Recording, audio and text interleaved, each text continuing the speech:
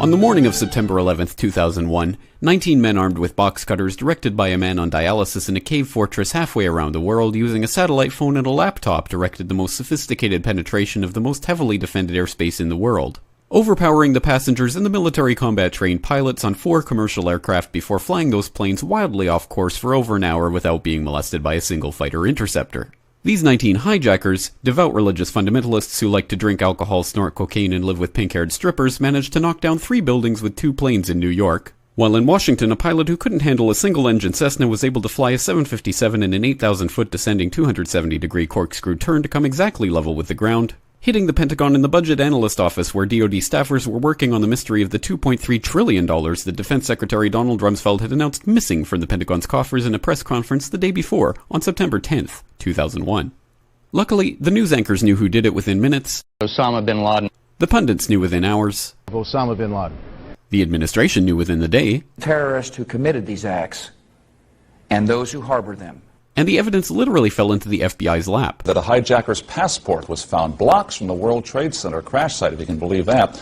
But for some reason, a bunch of crazy conspiracy theorists demanded an investigation into the greatest attack on American soil in history.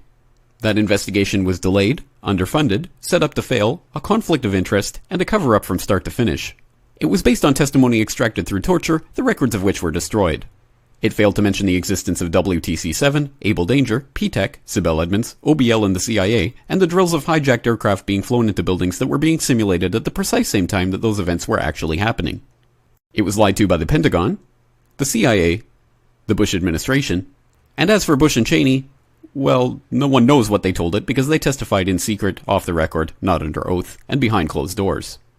It didn't bother to look at who funded the attacks because that question is ultimately of little practical significance. Still, the 9/11 Commission did brilliantly answering all of the questions the public had, except most of the victims' family members' questions, and pinned blame on all the people responsible, although no one so much as lost their job, determining the attacks were failure of imagination. Because nobody in our government, at least, and I don't think the prior government that could envision flying airplanes into buildings.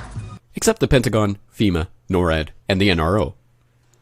The DIA destroyed 2.5 terabytes of data on Able Danger, but that's okay because it probably wasn't important. The SEC destroyed their records on the investigation into the insider trading before the attacks, but that's okay because destroying the records of the largest investigation in SEC history is just part of routine record keeping. NIST has classified the data that they used for their model of WTC-7's collapse, but that's okay because knowing how they made their model of the collapse would jeopardize public safety. The FBI has argued that all material related to their investigation of 9/11 should be kept secret from the public, but that's okay because the FBI probably has nothing to hide. This man never existed, nor is anything he had to say worthy of your attention, and if you say otherwise, you are a paranoid conspiracy theorist and deserve to be shunned by all of humanity.